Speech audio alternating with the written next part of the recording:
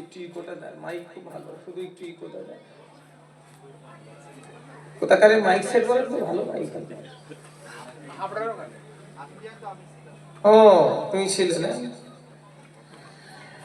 বিসমিল্লাহির রহমানির রহিম। আর একটু দিলে ভালো হতো। ইন্নাল্লাহা ওয়া মালাইকাতাহু ইউসাল্লুনা আলান নবী ইয়া আইয়ুহাল্লাযীনা আমানু সাল্লু আলাইহি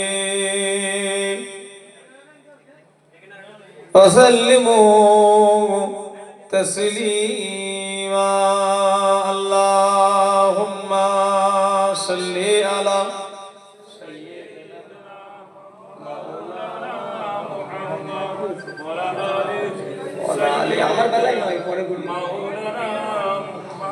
মহাবতে পড়েন আল্লাহুম্মা সাল্লি আলা সাইয়্যিদিনা মাওলানা মুহাম্মদ ওয়া আলা আলি সাইয়্যিদিনা মাওলানা মুহাম্মদ। একটু মহাব্বতে পড়েন আমার নবী জিন্দা না মুর্দা? জিন্দা। একটু চিল্লে বলেন জিন্দা। হায়াতুন নবী। কি নবী? হায়াতুন নবী। আজকে এই গ্রামটার নাম হলো দক্ষিণ পারপাটনা গ্রামের থেকে আমরা দরুদ পড়ব। এই দরুদ আল্লাহর ফেরেশতারা আমার নবীর দরবারে পৌঁছে দেবে। জোরে বললেন সুবহানাল্লাহ। এখানে কেউ নবীর দেশে গেছেন ভাইজান? হাজী সাহেব কেউ আছে এখানে? এখানে নেই। আছে গ্রামে আছে? কটা? অনেক,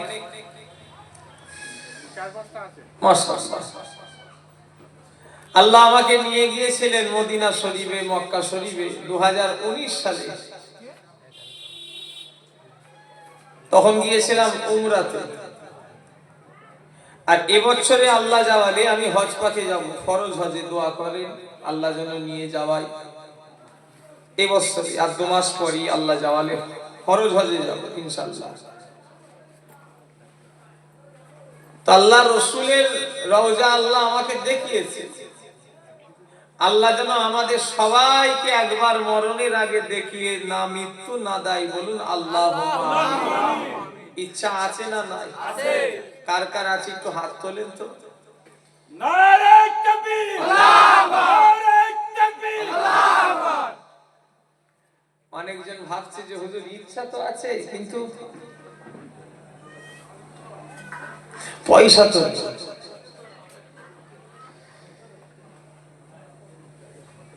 এখানে যারা বাসে করে আজমিরে কেউ গেছেন হাত তুলবেন? কেউ গেছেন বাসে করে? আপনি গেছেন? পাঞ্জাবের জমিনে একটা মাজার আছে, জায়গাটার নাম হলো সিরগান শরীফ। ওই জায়গাতে শুয়ে আছে মুজাদ্দিদুল জামানা দাদা হুজুর কিবলা।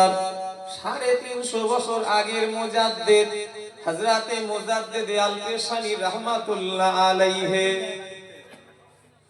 উনি দাদা হুজুরের আগের মুজাদ্দিদ।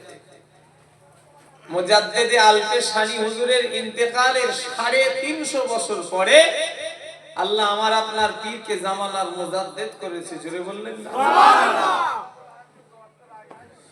ওনার মাজারে গেছে? কারা গল্প করছে রে বাবা? সন্ধ্যে রাত্রে ওয়াজ করে আমার আরাম হয় না। আর আমার ডেটও তো খালি নেই যে রাত করে যে নেবো হবে না। 25শে মাঘ আমার মরণ পর্যন্ত ফিক্সড, শেষ দোয়া।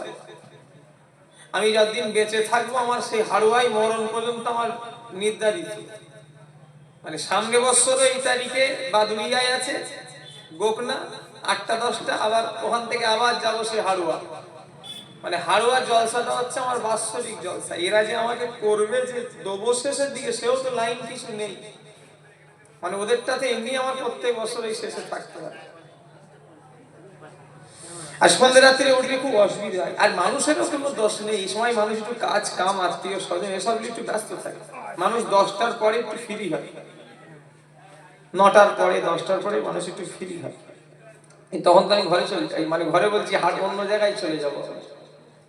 একটু কথা বলবেন না যারা এখানে বাড়ি আছে নাকি, ওই জন্য একটু একটু বলেন না যে এত আস্তে কথা বলতে। ও মুসলমানের ছেলেরা, যারা পাঞ্জাবে যারা গিয়েছে তারা জানে মুজাদ্দিদ আল পেশানি রাহমাতুল্লাহ আলাইহির মাজার, আল্লাহর ওলি মুজাদ্দিদ আল পেশানি হুজুরের মাজারে যারা গিয়েছেন তাদের জিজ্ঞাসা করেলেন, ও আমার ভাইজানেরা, কোথায় ভারত আর কোথায় হলো মক্কা শরীফ? মক্কা শরীফে একটা পানি আছে, পানিটা বড় মূল্যবান পানি, বড় বরকতময় পানি, ওই পানিটার নাম কি একটু বলতে পারবেন? আবে জমজম, খুব বরকতপূর্ণ পানি, আল্লাহর ওয়াদা আছে এই পানির উপরে। জোরে বললেন না সুবহানাল্লাহ।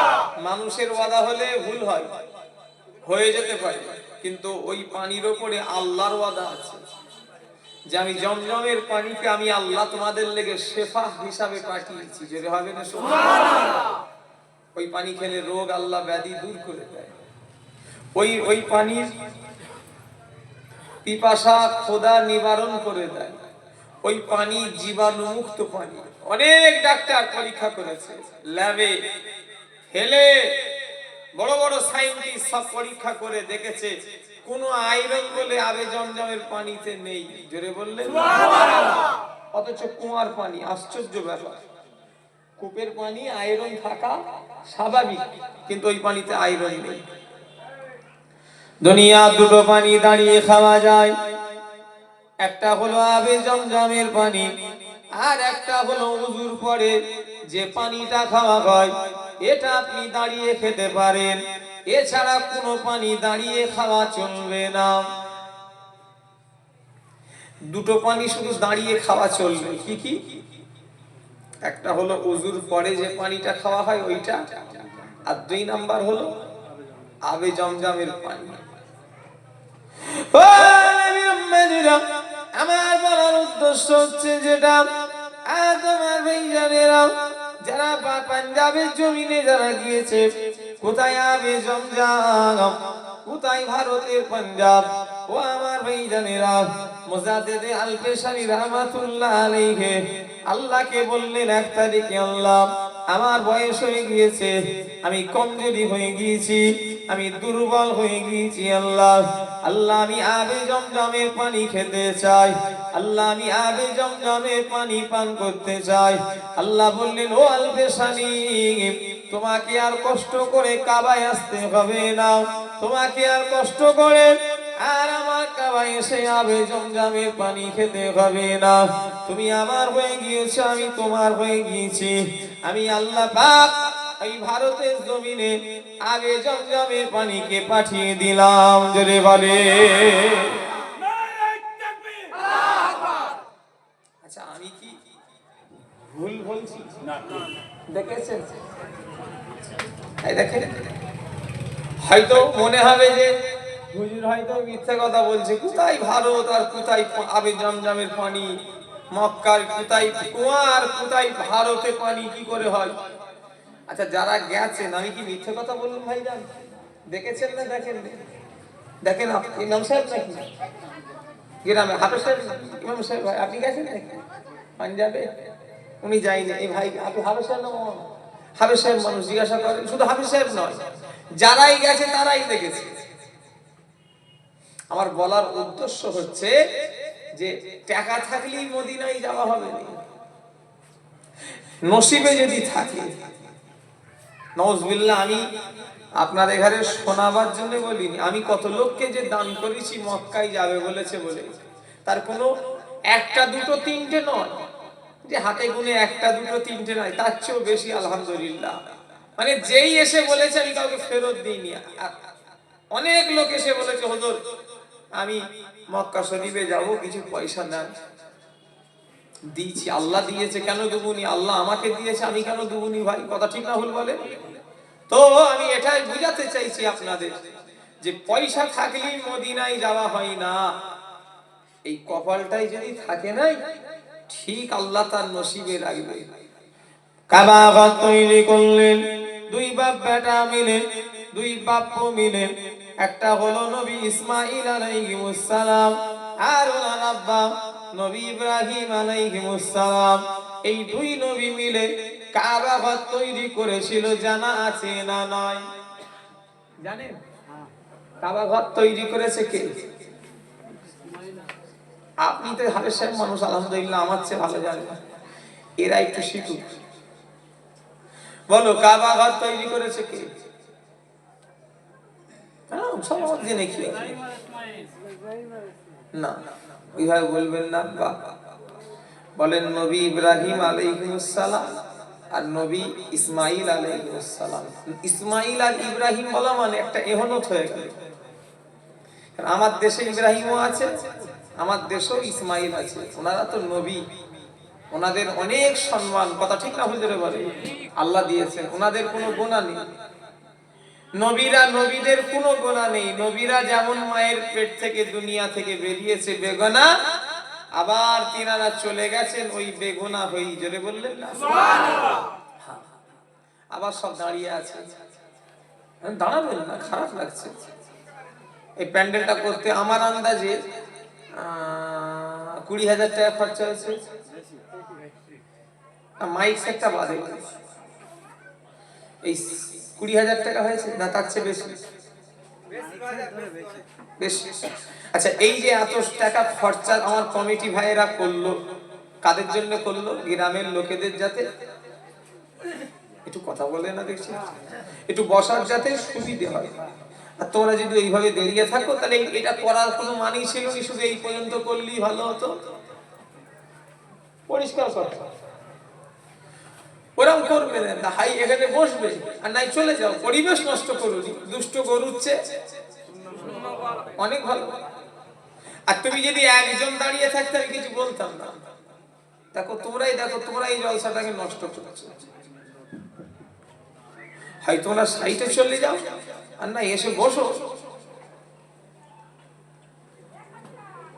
এটা খেলতামাশা হচ্ছে না, এখানে যাত্রা হচ্ছে না, গান বাজনা হচ্ছে না, নাচ গান হচ্ছে না, মিউজিক খেলা দেখানো হচ্ছে না, কোনো ম্যাজিক খেলা দেখানো হচ্ছে না যে দাঁড়িয়ে দাঁড়িয়ে দেখি, কোনো খেলা তো হচ্ছে না। এখানে আল্লাহ আল্লাহ রসুলের কথা হচ্ছে, কথা ঠিক না ভুল? তাহলে এখানে বসতে হবে না আদবের সঙ্গে? সব নষ্ট করে ফেলবো। নবী উম্মতিরা, ও মুসলমানের ছেলেরা, যুবকেরা, নওজোয়ানেরা, ও নবী পাকের প্রেমিকেরা, আমি যে কথা বলছিলাম হযরতে নবী ইব্রাহিম আলাইহিস সালাম আজ পাথরটাতে দাঁড়িয়ে কাবা ঘর তৈরি করলেন।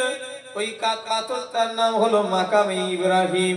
কাবা শরীফের পাশে রাখা ওই মাকামে ইব্রাহিম পাথরটা কেমন সিস্টেম দেখে এলাম। কোনো মিশন নয়, কোনো কারেন্ট নয়, কোনো ইলেকট্রিক নয়, কোনো তার লাগে না। যেমন আমাদের দুনিয়ায় যেমন লিফটে যেমন উঠলে 2 টিম্ব 2 তলায় উঠিয়ে দেবে, 3 টিম্ব 3 তলায় উঠিয়ে দেবে, কম বেশি আছে। তবে এত হই আমি থাকি না, কথা আমার বুঝলেন না? ওসব পছন্দ করিনি, দেখলেন সব গুড়িয়ে দিয়েছি। সব কি হবে ও সব? আল্লাহ এমনি দিয়ে উঠতে পারছি না। নবী উম্মতিরা, ও মুসলমানের ছেলেরা, যুবকেরা, নওজোয়ানেরা, নবী ইব্রাহিম আলাইহিস সালাম, ইসমাঈল নবী দুইজনা মিলে কাবা ঘর তৈরি করে ফেললেন। কাবা ঘর তৈরি হয়ে গেল। ও আমার ভাইজানেরা, এবারে জিবরাইল ফেরেশতা আসলেন। আল্লাহ নবী ইব্রাহিম আলাইহিস সালাম, আল্লাহ আমাকে বলে পাঠিয়েছে আপনি যেন দুনিয়ার মানুষকে যেন কাবার দিকে ডাকেন। একটু কথা বলবেন নাই, ওয়াজে আমার মজা লাগে না। কি বলছে জিবরাইল ফেরেশতা? আপনি দুনিয়ার মানুষকে কাবার দিকে ডাকেন। হযরত ইব্রাহিম নবী বলল, ও হযরত জিবরাইল আলাইহিস সালাম, ও ভাই জিবরাইল, আমি তো ডাকবো ঠিক আছে, তবে আমার আওয়াজ বা কত দূরই বা পৌঁছাবে, আমার আওয়াজ কত দূরই বা যাবে? হযরতে জিবরাইল ফেরেশতা বললেন, ও আল্লাহ নবী ইব্রাহিম আলাইহিস সালাম, আল্লাহ বলেছেন আওয়াজ দেওয়ার দায়িত্ব আমার নবীর, আমার বন্ধুর, আর পৌঁছানোর দায়িত্ব আমি আল্লাহর। জোরে বলে।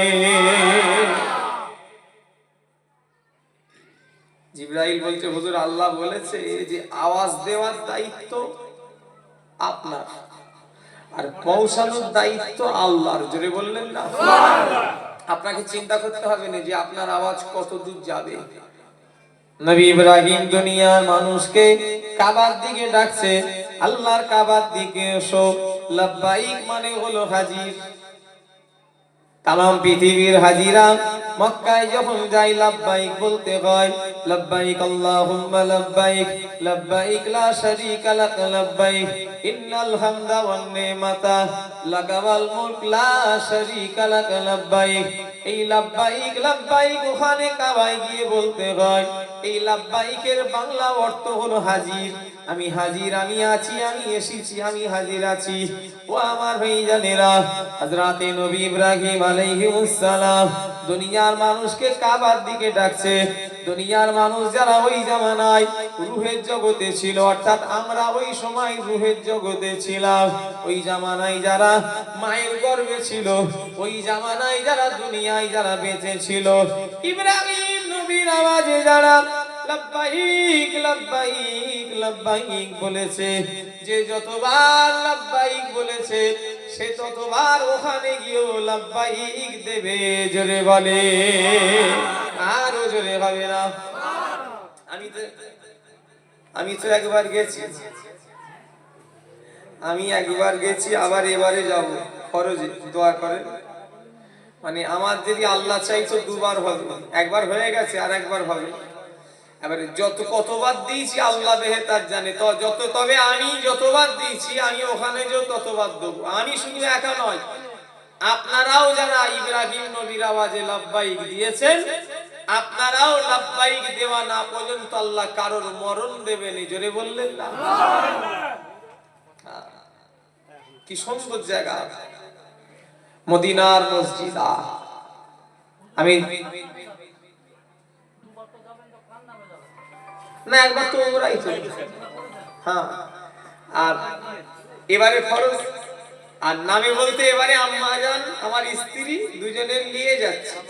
আমার মাকেও নিয়ে যাচ্ছি না, আমার স্ত্রীকেও নিয়ে যাচ্ছি না। আমার স্ত্রীর হজ করবে দেগঙ্গার একটা মাওলানা, ওকে নিয়ে যাচ্ছি। আর আমার আম্মা জানের হজ করাবো আমার নিজের মামা, আমার একটাই মামা। কারণ আমাদের বাড়ি নয়, হজে মেয়েদের একটু বদলি পাঠিয়ে দেওয়াটাই আমি বলবো একটু ভালো। বিশেষ করে আমাদের বাড়ির মেয়েরা পারবে না, অত হাঁটাহাঁটি, অনেক হজ মানে তো আলাদা।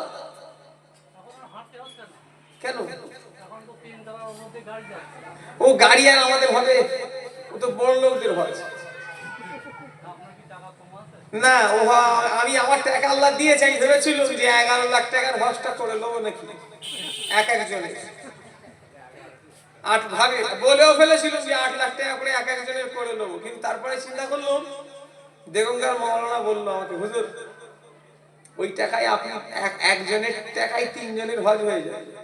আর আমি নিয়ত করলাম নবীর দেশে যাবো, অত রিল্যাক্স করে লাভ নেই। কি আল্লাহর কাজ করবো, আল্লাহই করিয়ে দেবে। কথা ঠিক না হুজুর? হ্যাঁ, আল্লাহর কাজ আল্লাহই করিয়ে দেবে। ভিআইপি হয়ে কি হবে? যত ভিআইপি তত খারাপ। পোল্ট্রি মুরগি আর দেশি মুরগির অনেক পার্থক্য আছে না? তাহলে নবীর উম্মতিরা, ও মুসলমানের ছেলেরা, আল্লাহ নবী বলেছেন মদিনার মসজিদে নববী শরীফে 40 ওয়াক্ত যে জামাতের সঙ্গে নামাজ আদায় করলো, কি বলছো? এত বুঝা দিলে হবে না তো, থাকে না ওইটা। এই ছেলেটা আমার ওয়াজ করতে দেবে। আর লোকের আমি ওয়াজ করতে কিছু ব্যাপার নয়, আপনারা যদি ওর দিকে না থাকাতেন আমি ওয়াজ করতে। আমি দেখেছি এত, আপনি হাই সাহেব, মানুষ একটা দেখি একটা চাও যদি আনে নাই হুজুর ছেড়ে তো ওই চায়ের দিকে তাকায় কেন, তো আল্লাহ জানে না। আচ্ছা আমি কোন দিকে তাকাই না, আমি কোন দিকে তাকাই আর আপনারা তাকাচ্ছেন কোন দিকে, তাহলে আমার নজর কোন দিকে যাবে? আমি অবাক হয়ে যাই, বলতে বিশ্বাস করবেন। মদিনার মসজিদে নববী শরীফে 40 ওয়াক্ত জামাতের সঙ্গে যে বান্দি নামাজ আদায় করলো, আল্লাহ রাসূল বলেছেন যে ব্যক্তিটা মদিনার মসজিদে 40 ওয়াক্ত জামাত আদায় করলো, আমি রাসূলুল্লাহ তাকে সাথে করে আল্লাহর জান্নাতে নিয়ে যাব। জোরে বলে আরো জোরে হবে না। সময় খুব কম, ওতে আমার অনেক টাইম নেই, আমি আজ মধ্যে 1 ঘন্টা মতো আছে, ওতে যদি 10-15 মিনিট ভালো জিনিস আল্লাহর নাম পরে দেখ, আজকে যদি সময় থাকে আমি আর বুঝাতে হবে লোককে। মসজিদে নববী শরীফে 40 ওয়াক্ত জামাত, আল্লাহ রাসূল বলেছেন তাকে আমি সাথে করে জান্নাতে নিয়ে যাব। জোরে বললেন কত রহমতের জায়গা। এই কে রে বাবা,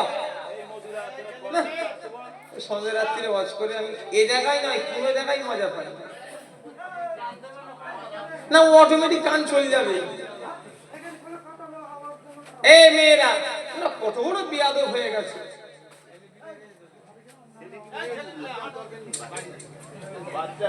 নবী উম্মতিরা, ও মুসলমানের ছেলেরা, এত বড় গ্যারান্টি অন্য কেউ দেবে না, এত বড় গ্যারান্টিটা আল্লাহর নবী দিয়েছে, যেটা আল্লাহ কোন নবী দেখারও এই গ্যারান্টি দিতে দেয় না।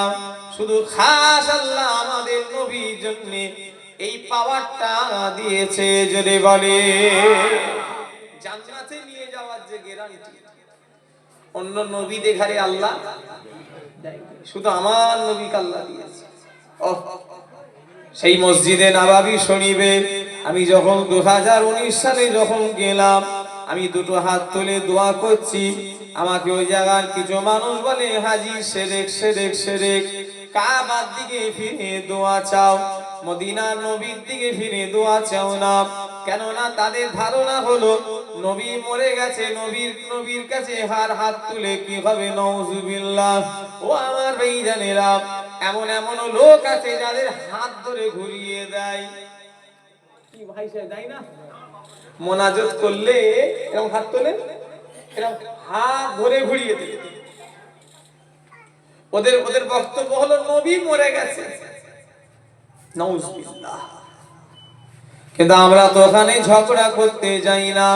আমি এটাই, যদি এটা ভারত হতো দুটো ঝগড়া করা যেত, কথা কাটাকাটি হতো, তবে ওই জায়গায় কথা কাটাকাটি করা যাবে না। কেননা একটা খেয়াল করতে হবে, আমি আমার কাজে গেছি, পাগলে কি না বলে, ছাগলে এই নিয়তি করে দেবে, ও পাগল বকুবি যাক, আমরা আমাদের কাজ করব। ও নবীর উম্মতিরা, আমাকে বলছে হাজি কাবার দিকে দোয়া চাও। আমার ভাইজানেরা, কিসের কাবা, কোন কাবা? একমাত্র কাবা আল্লাহর ঘর তো আমার মাথার উপরে। তবে আমি যদি এটা ভারত হতো, আমি তাকে বলতাম যে দেখো, আমি জিনার দরবারে হাত তুলেছি, ইনাকে আল্লাহ পাক ওই কাবা করে দিয়েছে। আরো জোরে হবে, নবী হলো কাবার কাবা। কিসের কাবা? নবী হলো কাবার কাবা। কত সহজ। রাহমাতাল লিল আলামিন শুয়ে আছে মদিনায়, জোরে কথা বলাটাও নিষেধ, জানেন? নিষেধ শুধু নয়, সব জীবনের আমল নষ্ট হয়ে যায়। মদিনায় জোরে কথা বলাটাও নিষেধ। যদি এনাকে ডাকার খেয়াল হয়, মদিনায় জোরে ডাকলে এটাও গুনাহ। যে তোমার নাম কি? মফিজুল ভাই। এইভাবে যদি কেউ মদিনায় রাসূলুল্লাহর মাজারে ডাকে, এই ডাকলে তার আমল বরবাদ হয়ে যাবে। আল্লাহর কোরআন শরীফের আয়াত, লা তারফাউ আসওয়াতাকুম ফাওকা সাউতিন নবী। এই আয়াত আল্লাহ কোরআনে বলছেন, নবীকে বললেন, নবী আপনি বলুন দুনিয়ার মানুষ দেখারে যেন আপনার সামনে তারা যেন আস্তে আস্তে কথা বলে, দুনিয়ার মানুষের আওয়াজ যেন উঁচু আপনার সামনে না হয়ে যায়। চলে বললেন সুবহানাল্লাহ। কোরআনের আয়াত, লা তারফাউ আসওয়াতাকুম ফাওকা সাউতিন নবী। আল্লাহ বলছেন, হাবিব আপনি সবাইকে বলেন আপনার সামনে যেন জবানটা, আওয়াজটা যেন আস্তে হয়। এই আয়াতটা কখন নাজিল হয়েছে জানেন? ওরে বাবা, সে আমার আপনার হলে তো আলাদা কথা। আল্লাহ নবী জিনার সম্পর্কে জান্নাতি ঘোষণা করলেন, নবী পাকের সমস্ত সাহাবীরা জান্নাতি, তাতে কোনো সন্দেহ নাই। তবে নবী আমার দুনিয়ায় 10 জনের নাম উল্লেখ করেছিলেন, আশাবে মুবাশশারা খোলাফায়ে রাশিদিন। আল্লাহ নবী 10 জনের নাম ধরে বলেছিলেন, তুমি জান্নাতি, তুমি জান্নাতি, তুমি জান্নাতি। হযরতে আবু বকর সিদ্দিককে নবী বললেন, তুমি জান্নাতি। জিনার এত ঈমানের আমলের পাওয়ার, অপর জায়গায় নবী আর এক জায়গায় বললেন, তাম দুনিয়ার মানুষের যদি ঈমান, তাম দুনিয়ার মানুষের যদি নেকি দাড়ি পাল্লার একদিকে রাখা হয়, হযরতে আবু বকরের নেকি, এক রাতের নেকি যদি দাড়ি পাল্লার অপর দিকে চাপানো হয়, নবী বললেন তাম দুনিয়ার মানুষের চেয়ে আল্লাহ হযরতে আবু বকরের নেকিটা ভারী করে দেবে। ও আমার ভাইজানেরা, হযরতে ওমর ফারুকের কথা, ও নবীর উম্মতেরা, যে ওমর ফারুক রাস্তা দিয়ে হেঁটে হেঁটে গেলে, হযরতে ওমর ফারুক যে রাস্তা দিয়ে একবার হেঁটে হেঁটে যাবে, 40 দিন ওই রাস্তায় ইবলিস শয়তান প্রবেশ করবে না। জোরে বলেন, কত ঈমানের পাওয়ার, কত আমলের পাওয়ার। জিনার সম্পর্কে নবী বললেন, আনা খাতামান নবিয়্যিন লা নবিয়্যা বাদি লা কানা ওমর। আল্লাহ নবী বললেন, আমি শেষ নবী, আমার পরে আর নবী হবে না। যদি আল্লাহ আমার পরে কাউকে নবী করত, আমার ওমরকে আল্লাহ নবী করে দিত, তাহলে যিনি নবী হওয়ার পরে একমাত্র নবী হওয়ার উত্তরসূরি তিনি আর হযরতে আবু বকর কথা বলছেন। আল্লাহ নবীর সামনে বসে বসা দুজনে কথা বলতে বলতে নবীকে নয়, দুজনের আওয়াজটা জোরে হয়ে গেছে। শুনছেন? রাসূলুল্লাহ সামনে রাসূলকে জোরে ভাষাই নয়। ও এই ছেলেগুলো বদমাইশ তো দেখছি, চিল্লাই গেছে রে বাবা। রাসূলুল্লাহ সামনে, রাসূলুল্লাহকে জোরে কথা বলার কারো ক্ষমতা নেই, কিন্তু রাসূলুল্লাহ সামনে দুজনে কথা বলছে, জোরে নয়, গলার সাউন্ডটা একটু, মানে দুজনে আলোচনা হই, কেমন আছিস ভাই, কি করছিস ভাই, কি খবর ভাই, দুজনের কথাটা একটু জোরে হয়ে গেছে। ওই আয়াত তখন নাযিল হয়েছে, লা তারফাউ আসওয়াতাকুম ফাওকা সাউতিন নবী। ও নবী সাহাবারা, নবী আপনি বলেন আপনার সাহাবাদের ঘরে, আপনার সাহাবারা যেন আপনার সামনে আস্তে আস্তে কথা বলে। যদি গলার আওয়াজ সাহাবাদের জোরে হয়ে যায়, আমি আল্লাহ সাহাবাদের জীবনের সব আমল নষ্ট করে দেব। আমার কথা কিছু শুনতে পাচ্ছেন? ট্রেনিংটা আল্লাহ কাকে দিচ্ছে? মূলত একটু কথা বলে না, দেখছি তো আয়াত নাজিল হয়েছে কখন? সাহাবাদের জন্যই তো। কথা বলে না, দেখছি তো। তাহলে ট্রেনিংটা মূলত আল্লাহ কাকে শিক্ষা দিল প্রথম? সাহাবাদের। কোন সাহাবা? যিনারা জান্নাত ঘোষিত, আশহাবে মুবাশশারা খোলাফায়ে রাশিদিন, 10 জন যিনি জান্নাত সার্টিফিকেট প্রাপ্ত সাহাবা, তিনাদের ঘরে আল্লাহ ধমক দিচ্ছেন, এই গলার আওয়াজ নিচু করো, আমার হাবিব আছে। হাবিব আপনি বলেন আপনার সামনে যেন সাহাবারা আস্তে কথা বলে, জোরে কথা বললে আমি আল্লাহ সাহাবাদের জীবনের আমল সব বরবাদ করে দেব। ওই জন্য যারা সাহাবাদের আমল যদি নবীর সামনে বরবাদ হয়ে যায় আমাদের কি হবে আল্লাহ মাফ করে। ওই জন্য মদিনায় জুড়ে কথা বলাও যাবে না, কারণ আমার নবী জিন্দা, এই বিশ্বাসটা করেন তো নাকি? মরে গেছে না, জিন্দা। ও নবী মদিনা, মদিনার মসজিদে নববী শরীফে আল্লাহ যদি কোনদিন নিয়ে যাবায়, যারা গেছে জিজ্ঞাসা করে নেন, ওখানে দরওয়াজা দুটো, একটা পাঁচটা নয়, দরওয়াজার কোনো শেষ নেই, গুনা যাবে না। আর প্রতিটা দরওয়াজার উপরে নাম লেখা আছে। আরবিতে বাবুন মানে হলো গেট, আরবিতে বাবুন মানে গেট, দরওয়াজা। মদিনার মসজিদে নববী শরীফে প্রতিটা দরওয়াজার উপরে নাম লেখা রয়েছে। কোন গেটের নাম আছে বাবে আবু বকর, কোন গেটের নাম আছে বাবে বেলাল। মদিনার মসজিদে নববী শরীফে কোন গেটের নাম হলো বাবে জিবরিল। মদিনার মসজিদে নববী শরীফে কোন গেটের নাম হলো বাবুস সালাম। এই বাবুস সালাম গেটটা হলো সম্পূর্ণ গেটের চেয়ে আলাদা। কি হাইছে তাই তো নাকি? গেছেন তো? সব গেট একদিকে, কিন্তু বাবুস সালাম গেটের কাজ হলো একটা, আল্লাহ রাসূলকে সালাম দিতে হবে। তামাম পৃথিবীর হাজিরা ওই বাবুস সালাম গেটে প্রবেশ করে।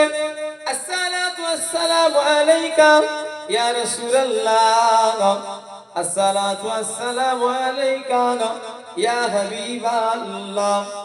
একটা কথা বলবো, না বললে বলবো কি, আমার ওয়াচ করে আরাম লাগছে। আল্লাহ আল্লাহ রসুলের কথা বলছি তো যেন আমাকে বেয়াদবি মনে হচ্ছে। এই চেয়ারটাই বসে, আমি চেয়ারে বসে ওয়াচ করি, এক জ্বালা যেন আমার যেন কেমন একটা লাগছে। নিচেই হলে যেন ভালো হতো, কিন্তু এমন করেছে না, নিচেই করবে সবসময়। আমার বাপ দাদারা সারা জীবন নিচেই ওয়াচ করে গেল, জানো, নিচেই ওয়াচ করলে ছোট মনে হয়। এসব কেন এনেছো, কেন সব আমাদের সেলসেলাই ছিল নি, কি চাচারা বলেন না হিসাব বলেন, এসব আমাদের সেলসেলাই ছিল।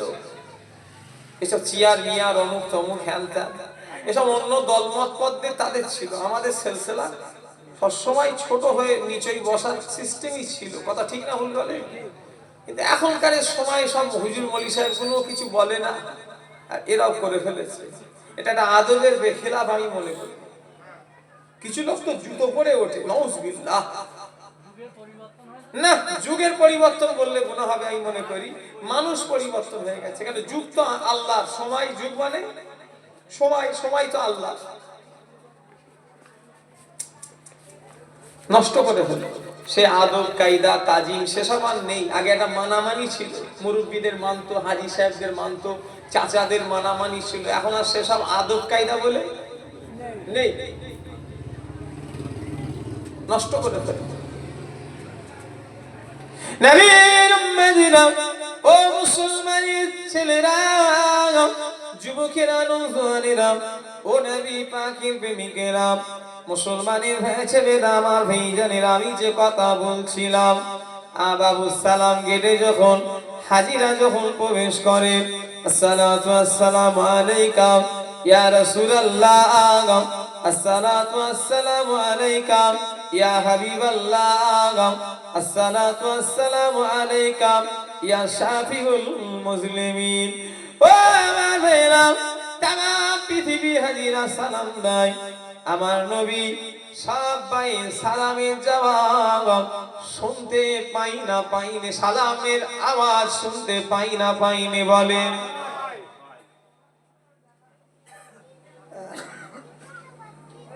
আচ্ছা, নবী জবাব দেয়, আমরা শুনতে পাই?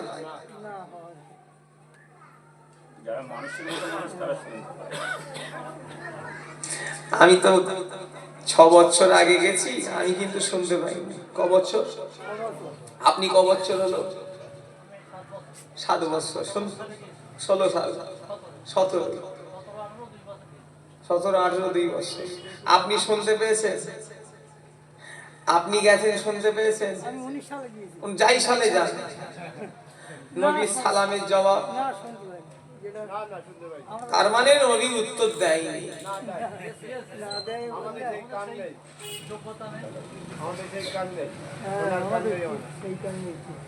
সে কান কাদের ছিল? এখন আর সে কান লোক আছে? পূর্বাশে কেন 24 পরগনায় আছে। চলো হারুয়াই 1 মাস আগে জলসা করেছি, খলিশারি গ্রাম। নাম শুনেছেন? খলিশারি বলে একটা জায়গা আছে, হারুয়া থানা, গোয়ালপোতাটা পার করি নাম লিখে খলিশারি একটা জায়গা আছে। ঠিক এই কথাটা সেখানে দেখেছি।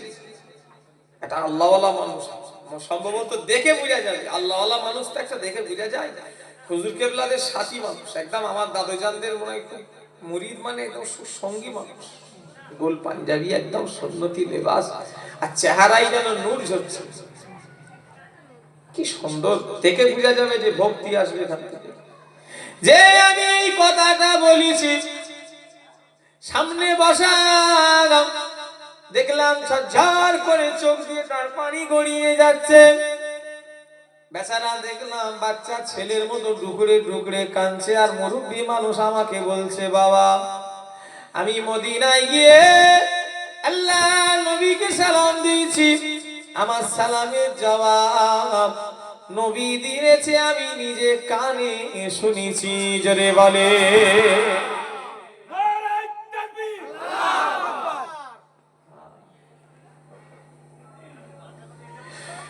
আমাকে নিজে বলেছে যে বাবা আমি মদিনায় গিয়ে আল্লাহ রসুলের সালামের জবাব শুনতে পেয়েছি। যেটা বললেন, তার মানে সেই সম্পর্কটা রসুলের সঙ্গে তিনি করতে পেরেছে, আমরা এখনো করতে পারি। নবী ছাড়া নাজাত নাই, নবী ছাড়া কোনো গতি নাই। হযরত ওমর ফারুক এক তারিখে আল্লাহ নবীকে বললেন, ইয়া রাসূলুল্লাহ, ইয়া হাবিবাল্লাহ, হুজুর আমি ওমর আপনাকে ভালোবাসি।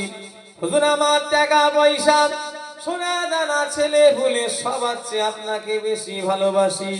তবে ইয়া রাসূলুল্লাহ, ইয়া হাবিবাল্লাহ, হুজুর আমার জীবনের চেয়ে বেশি ভালোবাসতে পারি না। আল্লাহ নবী বললেন, ও ওমর তুমি এখনো পরিপূর্ণ মুমিন হতে পারোনি। আমার দেগঙ্গার মানুষেরা আল্লাহর দিকে চেয়ে বলেন, আমরা মুমিন হতে পেরেছি বলে মনে হয়। হযরত ওমর ফারুক বলছে, টাকা পয়সা ধন দৌলত সম্পত্তি সবার চেয়ে বেশি আপনাই ভালোবাসি, তবে আমার নিজের জীবনের থেকে এখনো বেশি ভালোবাসতে পারিনি। রাসূল বললেন কি, যে তুমি এখনো পরিপূর্ণ মুমিন হতে পারো। আচ্ছা বলেন, আমরা মুমিন হতে পেরেছি?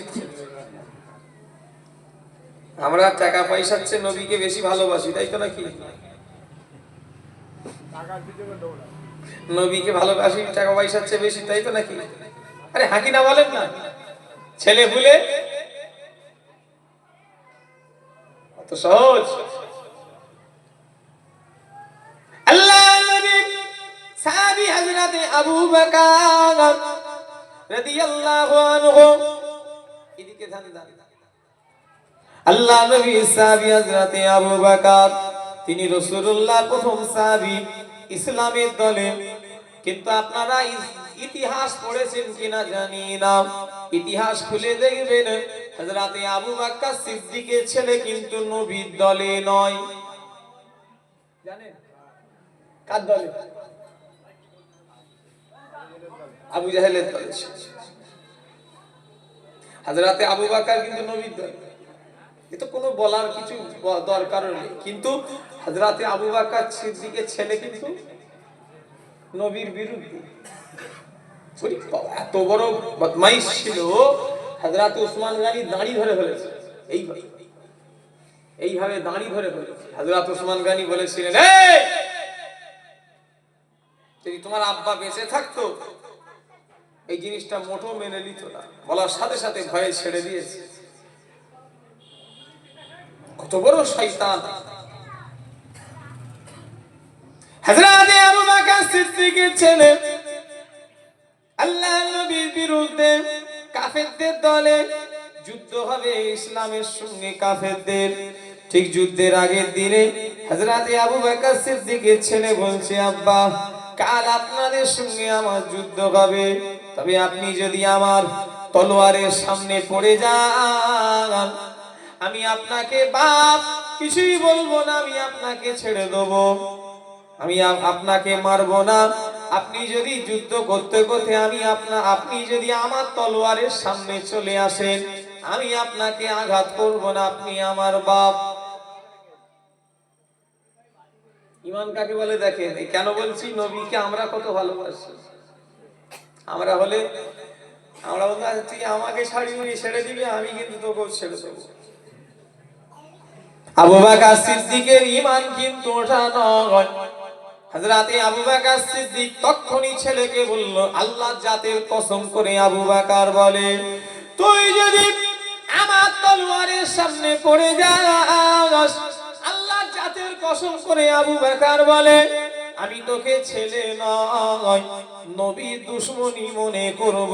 জোরে বলে, আরো জোরে হবে না। ঈমান দেখেছেন? ছেলে বলে মন বলে গেল না। বলছে আল্লাহর জাতের কসম আবু বকর তোকে বলছে, শোন, তুই যদি আমার তলোয়ারের সামনে পড়িস, তোকে আমি ছেলে নয় নবীর দুশমনী মনে করব। জোরে বললেন সুবহানাল্লাহ। এই ঈমান করতে হবে, কত সহজ। আল্লাহ নবী বলল এক তারিখে, বাবা বেলাল, ও বাবা বেলাল, কি আমল করো বাবা, আল্লাহ তোমার আমলে এতটা খুশি হয়ে গিয়েছে বাবা বেলাল। ও বাবা বেলাল, তোমার আমলে আল্লাহ পাক এতটা রাজি হয়ে গিয়েছে বাবা বেলাল, কাল জান্নাতে যদি কেউ আগে যায় বাবা বেলাল, তুমি আগে জান্নাতে যাবে। হযরত বেলালের চোখে পানি চলে এলো। আল্লাহ রাসূল যখন এই কথা বললেন, বাবা বেলাল কি আমল করো বাবা, যখনই বললেন রাসূলুল্লাহ যে তোমার আমলে আল্লাহ এত খুশি হয়েছে, সব থেকে আগে তুমি জান্নাতে যাবে, হযরত বেলালের চোখে পানি। ইয়া রাসূলুল্লাহ, ইয়া হাবিবাল্লাহ, হুজুর আমি বেলাল তেমন কিছু আমল করতে পারি না, তবে আমি বেলাল যখন ওযু করে 2 রাকাত তাহিয়াতুল ওযুর নামাজ আমি জীবনে কোনোদিন ছাড়ি না। ইয়া রাসূলুল্লাহ, ইয়া হাবিবাল্লাহ, হুজুর আমি যখন ওযু করে 2 রাকাত তাহিয়াতুল ওযুর নামাজ আমি পড়ে নি। আল্লাহ নবী বলল, ও বাবা বেলাল, তোমার আমলে আল্লাহ তো রাজি হয়ে গিয়েছে, তোমার ওই আমলে আল্লাহ তোটা খুশি হয়ে গিয়েছে, সব থেকে আগে জান্নাতে তুমি যাবে বাবা বেলাল। জোরে বলে হ্যালো। হযরত বেলালের এত দরজা কেন? বেলাল কিন্তু কালো, গায়ের কালার আমার মতো সাদা নয়, এই যে সাদা নয়। হযরত বেলাল কিন্তু কালো ছিল, কালো মানে সে কঠিন কালো। সে আপনার ওই মানুষ আমাদের দেশে ইন্ডিয়ায় অত কালো নেই, আপনার কোথায় সেই কি বলে না, নাইজেরিয়া, ওয়েস্ট ইন্ডিজ, কেনিয়া, এসব দেশের লোক দেখবেন আমাদের ইন্ডিয়ার মানুষ যতটা না কালো হয়, তাদের চেয়েও, এই বাবা কি হলো, বস বস, তাদের চেয়েও ওদের চেহারা অনেক। কিন্তু কালো হলে কি হবে, উনি আবার দুনিয়া সব থেকে আগে জান্নাতে যাবে। জোরে বললেন না সুবহানাল্লাহ। আমাদের দেশের অনেক লোক কালো বলে শামসুদ্দিন নাম কেলো চাচা বলে ডাকে। এই কেলো চা, এই গ্রামে কেলো চাচা আছে নাকি গো? না, খারাপ নামে ডাকবেন না, মানুষকে খারাপ নামে ডাকতে আল্লাহ নিষেধ করেছে। শুনছেন না আমার কথা? খারাপ নামে ডাকতে নিষেধ আছে। নবীরও আল্লাহ মাফ করে। আল্লাহ নবীর একজন সাহাবী হযরত বেলালের কথা বলছিলাম। হযরত বেলালকে একটা দিকে আল্লাহ নবীর একজন সাহাবী যিনি সবথেকে বেশি হাদিস বর্ণনা করেছেন হযরতে আবু হুরায়রা রাদিয়াল্লাহু তাআলা আনহু। এক তারিখে বলেছিল, ও বেলাল তুমি বলে কালো। যখনই কালো বলে একটুখানি ঠাট্টা মস্করা করেছে, হযরতে বেলালের কথাটা মনে আঘাত লেগে গিয়েছে। হযরতে আবু হুরায়রা এক তারিখে হযরতে বেলালকে একটু কালো বলে ঠাট্টা করে, যে বেলাল তুমি কালো। আর সব সময় তো মানুষের মাইন্ড ঠিক থাকে না। হযরতে বেলালের কথাটা নাই খুব আঘাত লেগে গেছে, মনে লেগে গেছে যে আমাকে এরকম করে বললো। হযরতে বেলাল আল্লাহ নবীর কাছে গিয়ে জানালেন, ইয়া রাসূলুল্লাহ, ইয়া হাবিবাল্লাহ, হুজুর আপনার সাহাবী আবু হুরায়রা আমাকে একটা বড় দুঃখ দিয়েছে। ইয়া রাসূলুল্লাহ, হাবিবাল্লাহ, হুজুর আমাকে কালো বলে আমাকে ঠাট্টা আর কি উপহাস করেছে। হুজুর আমার কথাটা বড় আমনে আঘাত লেগে গিয়েছে। আমার এই কথাটা খুব কষ্ট লেগেছে হুজুর। আবু হুরায়রা আমাকে কালো বলেছে, কালো বলে আমাকে খুব ঠাট্টা করেছে। আল্লাহ রাসূলের কাছে গিয়ে বেলাল খুব নালিশ জানাচ্ছে। আল্লাহ নবী বলল, ও বাবা আবু হুরায়রা, এদিকে এসো বাবা। হযরতে আবু হুরায়রা রাদিয়াল্লাহু আনহু এলেন। তুমি আমার বেলালকে কি বলেছো বাবা? এখনই আমার বেলালের কাছ থেকে তুমি ক্ষমা চেয়ে নাও, না হলে তোমার কিয়ামতের দিনে তুমি জীবনে তোমার কবরে তুমি আর জীবনে মাফ পাবে না। কেননা এই অবস্থায় যদি বেলাল মারা যায়, তোমার নাজাত পাওয়া কিন্তু যাবে না। কেন? নামাজ পড়তে পারিনি, আল্লাহ মাফ করে দাও। মদ খেয়ে ফেলেছি, আল্লাহ মাফ করে দাও। সিনেমা দেখে ফেলেছি, আল্লাহ মাফ করে দাও। জেনা করে ফেলেছি, আল্লাহ মাফ করে ফেলো। দাড়ি কেটে ফেলেছি, আল্লাহ মাফ করে দাও। রোজা রাখতে পারিনি, আল্লাহ মাফ করে দাও। লটারি কেটে ফেলেছি, আল্লাহ মাফ করে দাও। বান্দাকে মেরেছি, মাফ হবে না। বান্দা ঠকিয়েছি, মাফ হবে না। বান্দাকে কষ্ট দিয়েছি, মাফ হবে না। বান্দাকে উল্টো পাল্টা বলেছি, মাফ হবে না। কেন? ওই বান্দার কাছে যতক্ষণ না মাফ চাইছো, বান্দা না মাফ করছে। কথা ঠিক না ভুল বলে? অত সহজ? হকুল নাস, দুটো হক, হুকুকুল্লাহ আর হুকুকুল ইবাদ। এই হুকুকুল ইবাদ কিন্তু কঠিন জিনিস। নামাজ পড়লেও কিছু কাজে লাগে না, সব ধরা পড়বে। আল্লাহ রাসূল বললেন, বাবা বেলাল, আমার বেলালের কাছে এখন মাফ চাও। বেলাল যদি এই অবস্থায় মরে যায়, তোমার আর আবু হুরায়রা তুমি আর নাজাত তুমি। কত বড় কথা! খারাপ নামে ডাকতে নেই। আর চেহারা দেখে বিচার হবে না, চেহারা দেখে বিচার আল্লাহর কাছে হবে না। আল্লাহর কাছে আমল আর ঈমান দেখে বিচার হবে। কথা ঠিক না ভুল বলে? হ্যাঁ। ওরে বাবা, তোমরা কেন দাঁড়িয়ে আছো, গল্প করছো কেন? লোকগুলো সত্যি, আমি আর কোনোদিন এই জলসায় এসেছি, আর যেদিও এসে এই প্রথম রাতে আর জলসা শোনে না। এটা দেখতে খারাপ লাগে না? পরিবেশটা কেমন নষ্ট করে ফেলে। একবার দরুদ শরীফ, আল্লাহুম্মা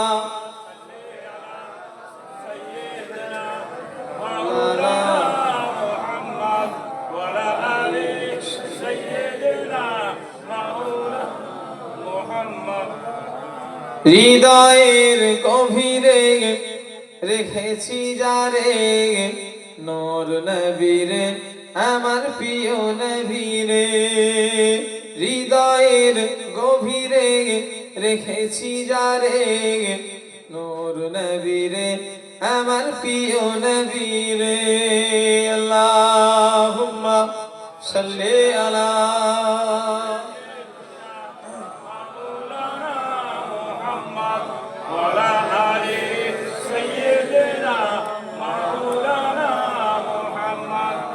আমার দিনদার ইমানদার ভাইরা, আল্লাহওয়ালা ভাইরা, এই তুই এখানে কেন? কে কে কে ডেকেছে? দেবঙ্গা কোথা? তোর বাড়ি কোথা? উসি নেট ওলাবো, উসি অনেক দূরে বাড়ি। চলে এসেছি। ছাড়েন, আমি যে কথা বলছিলাম, এদিকে তাকা, ওরে বাবা, ওকে একটু দেখেন তো ভালো করে, তুই মুখটা খোল, ওকে সব দেখছি।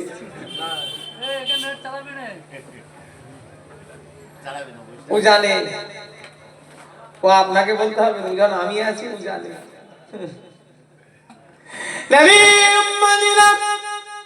ও মুসলমানের ছেলেরা, যুবকেরা, নওজোয়ানেরা, ও নবী পাকের প্রেমিকেরা, আমার ভাইজানেরা, আমার নবীর কথা আমি বলছিলাম, হযরতে বেলালের কথা। হযরতে বেলাল কিন্তু চেহারায় কিন্তু কালো, বেলালের চেহারা কালো, গায়ের রং অত সাদা নয়, কিন্তু আগে উনি জান্নাতে যাবেন।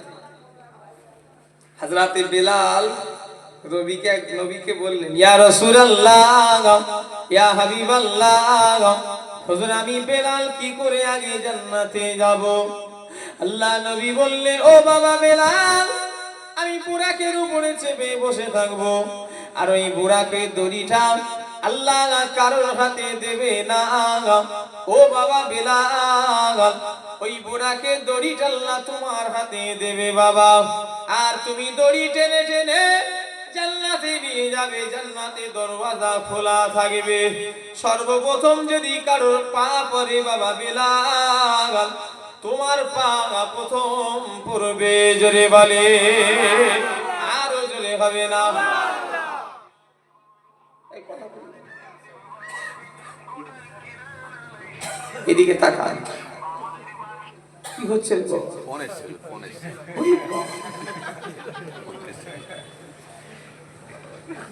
আল্লাহ রাসূল বললেন, আমি বুরাকের উপরে চেপে বসে থাকবো, আর বুরাকের দড়িটা আল্লাহ তোমার হাতে দেবে। আরে তো মহাজালাতন সাইলেন্ট করতাম কোনটা, বুরাকের দড়ি তোমার হাতে, আর সর্বপ্রথম পা তোমার পড়বে, জোরে বললেন না সুবহানাল্লাহ? কেন বলতে পারবেন? এই আপনারা বলতে পারবেন কেন? একটু কথা বলেন। হযরতে আবু বকর রয়েছে, হযরতে ওমর ফারুক রয়েছে, হযরতে উসমান গনি রয়েছে, নবীর সাহাবা তো সবই আলহামদুলিল্লাহ আমাদের মাথায়, কিন্তু তারপরও কটা বড় সাহাবা একটু কথা বলে না দেখছি তো? চারটে। কিন্তু চারটে সাহাবার পরে, চারটে সাহাবা থাকা সত্ত্বেও জান্নাতে কি আগে যাবে ভাই? কেন? এই লোকগুলো কোনো কথা বলছে না। কালো দাই হাসুন, শোনো,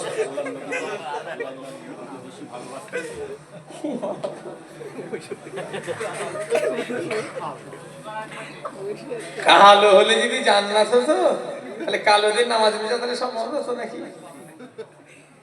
কি উত্তর দেখেছেন? বলে কালো তাই যাবে, লাল যাবে। কেন বলে? আমল কি আবু বকর সিদ্দিকীর কম নাকি? তামাম পৃথিবীর আমল এক জায়গায়, আর হযরতে আবু বকর সিদ্দিকের একটা রাতের আমলের সমতুল্য নয়, জোরে বললেন না সুবহানাল্লাহ?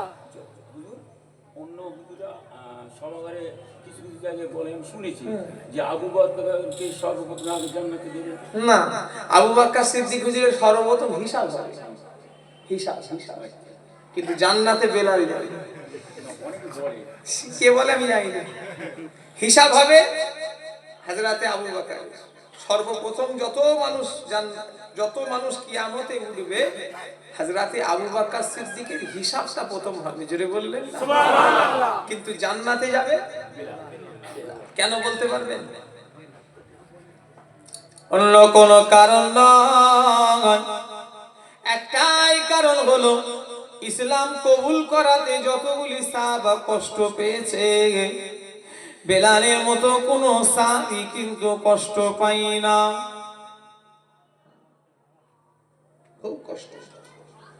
আগে আমাদের দেশে যেমন গরু ছাগল বিক্রি হয় বাজারে, আমাদের বর্তমানে আমাদের হাটে যেমন পশু বিক্রি হয়, সেই জামানায় ওই রকম হাটে মানুষ বিক্রি হতো। শুনছেন আমার কথা? আমাদের এখানে যেমন হাটে গরু ছাগল পশু, এই গরু ছাগল পশু পাখি মুরগি এসব বিক্রি হয়, ওই জামানায় মানুষ বিক্রি হতো, ছেলে মেয়েদের ঘরে সব লাইন দিয়ে, যেমন গরুর ঘরে যেমন হাটে তোলা হতো, ওরকম মানুষকেও হাটে তোলা হতো। দাস আর দাসী, গোলাম, যে কিনবে, মানে ওই জামানায় যারা গোলাম আর দাসী ছিল, একটা কুকুরের চেয়েও তাদের অবস্থা খারাপ। মানুষ একটা কুকুর ওপরে মায়া করত, দাসী দাসীর ওপরে মায়া করতো নি, মানে আমি কিনেছি সে আমার, তার স্বাধীনতা বলে। এই জন্যই জুম্মার ফরজ, জুম্মার যারা স্বাধীন নয়, মানে যারা আপনার কি বলে কৃতদাস, যাদের গোলাম, তাদের লেগে জুম্মা ফরজ নয়। শুনছেন না আমার কথা? এই কথা বলে না দেখছি। জুম্মা ফরজ নেই কেন? তারা তাদের স্বাধীনে থাকে না, তাদের মনিব যদি বলে এই যেতে হবে না, কি করবে? ওই জন্য ইসলামের আইন ওদের জন্য জুম্মা ফরজ নয়। তবে সেই কথা আর পৃথিবীতে আছে আমার মনে হয় নেই। হ্যাঁ আছে, আমি শুনেছি, আল্লাহ জানে, শোনা কথা তো। ওই ইরানে নাই কি এখনো আছে, ইরান আল্লাহ বেহতার জানে। আমার ভাইজানেরা, যুবকেরা, নওজোয়ানেরা, ও নবী পাকের প্রেমিকেরা, মুসলমানের ছেলেরা, আমার ভাইজানেরা, হযরতে বেলাল ছিল কিনা গোলাম। হযরতে বেলালের এটাই হলো সবথেকে বড় দোষ। বেলাল হলো গোলাম, কিনা গোলাম। হযরতে বেলাল কিনা গোলাম, ইসলাম কবুল করেছে বলে বেলালের এটাই হলো সবথেকে বড় দোষ। ও আমার ভাইজানেরা, হযরতে বেলাল কে হাত ইসলাম কবুল করার জন্য হাতে দড়ি বাঁধা হয়েছে। হযরতে বেলালকে ইসলাম কবুল করার জন্য পায়েও দড়ি বাঁধা হয়েছে। হযরতে বেলালকে ইসলাম কবুল করার জন্য আমার ভাইজানেরা ঘিসড়ে দড়ি ধরে ধরে টেনে টেনে নিয়ে যাওয়া হচ্ছে। হযরতে বেলালের তামাম শরীরে, পিছনের শরীরে চামড়াগুলো সব ছিঁড়ে উদড়ে গিয়েছে। হযরতে বেলাল কোনো চোর নয়, হযরতে বেলাল কোনো ডাকাত নয়। হযরতে বেলালকে গরম বালিতে টিপে ধরে রাখা হয়েছে। হযরতে বেলালের বুকে বড় বড় পাথর চাপিয়ে দেওয়া হয়েছে। বেলাল কোনো চুরি করে না, বেলাল কোনো ডাকাতি করে না, বেলাল কোনো খুন করে না, বেলাল কারো কিছুই ক্ষতি করে না। বেলালের একটাই দোষ হলো আল্লাহকে আল্লাহ বলে মেনেছে, নবীর হাতে কলেমা পড়ে মুসলমান হয়েছে বলে গোলাম হয়ে হযরতে বেলালকে মেরে মেরে মেরে মেরে বড় বড় বুকে পাথর চাপিয়ে দিয়ে কাফেরেরা অফার করলো, ও বেলাল তোকে আর মারবো না, তোকে আমরা ছেড়ে দেবো, একবার নবীর দল থেকে আমাদের দলে চলে আয়। হযরতে বেলালের বুকে বড় বড় পাথর চাপানো রয়েছে, তারপরেও হযরতে বেলাল ওই অবস্থাতে বলছেন, আমি বেলাল জীবন দেবো তথাপিও নবীকে ছেড়ে দেবো না। জোরে বলে। সেই ঈমান কোথায়? সেই ঈমান আমাদের আছে? আল্লাহর দিকে চেয়ে বলেন তো। আমার কথাই যদি ভুল হয় আপনারা বলবেন। আমার যেটা ধারণা, যদি বেলালের মতো কষ্ট আমাদের দেয়া হয়, আমরা মনে হয় ইসলাম ধর্মটাই ত্যাগ করে দিতাম। কথা ঠিক না ভুল? এটা আমার যেন মনে লেগেছে যে ইসলাম কবুল করাতে যে বেলালকে যে কষ্ট দেওয়া হয়েছে, ওই কষ্ট যদি আমাদের দেয়া হতো, আমরা আর ইসলাম ধর্মতে থাকতাম পারতাম না, নয় থাকতামই না, থাকতে পারতাম না, থাকতামই না। হ্যাঁ, ও কি কষ্ট। ওই জন্যই তো আল্লাহ এত নিয়ামত দিয়েছে। আল্লাহ এই যে 10-12 দিন আগে একটা রাত চলে গেল, রাতটার নাম হলো শবে মেরাজের রাত। এই জানেন তো নাকি? ও জানি, ওই রাতে আমরা ঘুমিয়ে ঘুমিয়ে কেটিয়েছি, এইটাই জানি। কি যাইতো নাকি সবাই? কিছু লোক ইবাদত করে, বেশিরভাগ লোক সব এরা ফরজ নামাজ পড়েনি, আবার নফল ইবাদত করবে গো। প্রথম স্পটে দুটা নাম পড়ে মানে দুনিয়া ওর ওষুধ দেবো, দাঁড়া, ভালো কথা বলে দিয়েছি, এখন এই ওয়াজটা করে নি। আমি থাকবো না, বলবো না, ছেড়ে দেবো। তবে আমি আর 9টা পর্যন্ত থাকবো, সোনার ভাই আমার। এই একটা কমিটির ছেলে কেউ আছো? আমার আমার আমি কেন নেবি দুটি খাবো শুধু, আর খাওয়ার আগে আমি একটা গ্যাসের ট্যাবলেট খাই। আমার সাথে লোককে বলো ভাইজানের সেই প্যান 40টা দিতে বলছি, আর পানি আছে। কি অবস্থা চলছে দেখেছেন? একবার দরুদ শরীফ আল্লাহুম্মা সাল্লি আলা। একজন যাবে,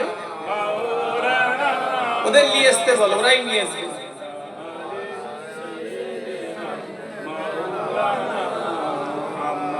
আর কিছুক্ষণ বলি না, উমির হচ্ছে তো কি হয়েছে, আমাকে জলসা আছে রে বাবা। না শোনে, আরে আরে ভাইজান তুমি চুপ করো, হুজুর বলবেন না, ভাইজান বলবেন, চুপ করো। আমার জলসা কেন, আর এক জায়গায় যেতে হবে, সেখানে কথা দিয়া আছে। আর আমি আল্লাহ মাফ করেন, এই সেখানে আবার ফুরফুরা 3টে হুজুর আছে। ওরে বাবা, ও টানাটানি 1 মিনিট কেউ কারোর টানবে না, ছেড়ে দিয়ে পালিয়ে যাবে।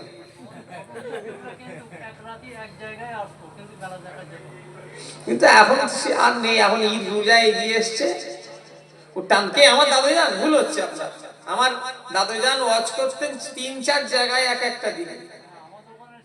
সে আপনাদের এখানে হলে কি জানি সেটা ব্যাপার, কিন্তু ছোট বিকেলা এক রাত্রিরে 3টে 4টে 5টা পর্যন্ত জলসা করেছে, দিনে রাতে মিলিয়ে। আর 3টে করে গাড়ি নিয়ে জলসায় আসতো। কটা? 3টে করে, 2টো করে গাড়ি নিয়ে জলসায় যেত। ওনার ব্যাপার আর আমার ব্যাপার, কোথায় কোথায় যাহাই সাইকেল চালায় আর কোথায় প্লেন চালায়। দুটো ড্রাইভার রাখ হয়। ছোট হুজুর কোথায় প্লেন চালাবার লেভেলের ড্রাইভার, আর আমি কোথায়? তোর নদিয়া থেকে এখানে কি ব্যাপার রে বাবা? নবী উম্মাতিরা, ও মুসলমানের ছেলেরা, হযরত বিলাল যে কথা বলছিলাম, ও নবী উম্মাতিরা, মিরাজের রাত চলে গেল, আল্লাহ নবী আল্লাহর সঙ্গে দিদারে গেলেন। এই বিশ্বাস আছে না নাই? স্বপ্নই, নবীর মেরাজটা স্বপ্নই হয়েছিল, তাই তো নাকি? তাহলে ইন্টারনেটে সব মৌলবীদের প্রশ্ন করছে, ওয়াহাবি মার্কা মৌলবী, যে নবীর মেরাজ কি নবী আল্লাহকে দেখেছে? না দেখেনি। আপনারা কি বলেন, আল্লাহকে নবী দেখতে পেয়েছে না পায়নি? অনেকজন এখন বলছেন না, নবীর সঙ্গে কথা হয়েছে। আবার একজন বলছে নবীর মেরাজটাই তো স্বপ্ন। নাউজুবিল্লাহ। নবী উম্মাতিরা, মেরাজের রাত্রিরে আল্লাহ নবী আল্লাহর দিদারে গেলেন, আল্লাহর সঙ্গে দেখা করতে গেলেন, আল্লাহর সঙ্গে সাক্ষাৎ করতে গেলেন। আমার ভাইজানেরা, নবীর মেরাজ সত্য, কোনো সন্দেহ নাই। আল্লাহ নবী মেরাজে গিয়ে জান্নাত পরিদর্শন করছেন, জিবরাইলকে সাথে করে নিয়ে। নবী আমার হযরতে জিবরাইলকে সাথে করে নিয়ে জান্নাত ঘুরে ঘুরে দেখছে, আর মাঝে মাঝে থমকে দাঁড়িয়ে যাচ্ছে। আল্লাহ নবী এদিক ওদিক তাকিয়ে দেখে, আবার জান্নাত ঘুরছেন, আবার দাঁড়িয়ে যে নবী আমার আল্লাহ নবী থমকে দাঁড়িয়ে যাচ্ছেন। হযরতে জিবরাইল বললেন, ইয়া রাসূলুল্লাহ, হে ইয়া হাবিবাল্লাহ, হুজুর বিয়াদবি ক্ষমা করুন, আপনি জান্নাতে মাঝে মাঝে কেন থমকে দাঁড়িয়ে যাচ্ছেন? আল্লাহ নবী বলল, ভাই জিবরাইল, আমি কেন মাঝে মাঝে থমকে দাঁড়িয়ে যাচ্ছি জানো? আমি জানো কারো যেন পায়ের শব্দ যেন আমি পাচ্ছি, আমি সেই মানুষটাকে দেখতে পাচ্ছি না। কে সেই মানুষটা, কারি বা পায়ের আওয়াজ আমি জান্নাতে পাচ্ছি? হযরতে জিবরাইল বললেন, ইয়া রাসূলুল্লাহ, ইয়া হাবিবাল্লাহ, হুজুর আপনি পায়ের আওয়াজ পাচ্ছেন ঠিক কথা, তবে আপনি তাকে দেখতে পাবেন না। কেন? ওই পায়ের আওয়াজটা কোন জান্নাতে কারোর পায়ের আওয়াজ নয়। আপনার সাহাবী বেলাল দুনিয়ায় চলাফেরা করছে, বেলালের পায়ের আওয়াজ আল্লাহ জান্নাতে বাজাচ্ছে। আরো জোরে হবে না সুবহানাল্লাহ। রাসূল মেরাজ থেকে এসে বললেন, আমি জান্নাতে মেরাজে গিয়ে জান্নাতে বেলালের পায়ের শব্দ শুনতে পেয়েছি। জোরে বললেন না? ছেলে খেলা নাকি ভাই? এমনি অত মর্যাদা পেয়েছে, আমাদের হিংসা করলে হবে? কত কষ্ট করেছে ইসলাম ধর্মটাকে মানার জন্য। আল্লাহ নবী এক একটা সাহাবী দেগারে বস্তার ভিতরে পুরে মুখ বেঁধে মারতে মারতে মারতে মারতে মেরে ফেলা হয়েছে। তথাপিও নবী সাহাবীরা আল্লাহ আল্লাহ রাসূলকে ছেড়ে দেয়নি। জোরে বলে। এইদিকে নিয়ে আসো, আমি একটু ওষুধটা খেয়ে নি নাকি, কারণ এমনি রাত জাগা মানুষ তো, কত কষ্ট করে এই করছি। ওষুধ দিয়ে আইরে বাবা, সব গ্যাসের ওষুধ দেখেছি তো, পাতা শেষ করে ফেলছি। ডাক্তার দিয়েছে, বলে হুজুর এইসব খাবেন, গ্যাসের ওষুধ। কোন রোগ নেই আল্লাহর শকর, ওই শুধু গ্যাস, আর ওই গ্যাসটাই বলে আপনাকে রাত জাগা ছাড়তে হবে, আমি জীবনে হবে বলে পুরো বাবার ওটাই বললো, ওইটাই রোগ আপনাদের।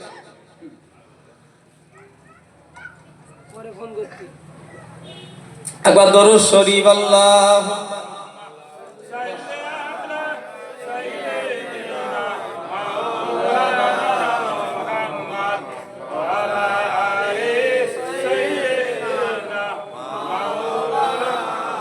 নবী উম্মতিরা, ও মুসলমানের ছেলেরা, দেগঙ্গার মানুষেরা, তাই আমি আপনাদের ভাই বলে গেলাম, নবীকে ভালোবাসেন, নবী ছাড়া নাজাত নাই, নবী ছাড়া কোনো গতি নাই।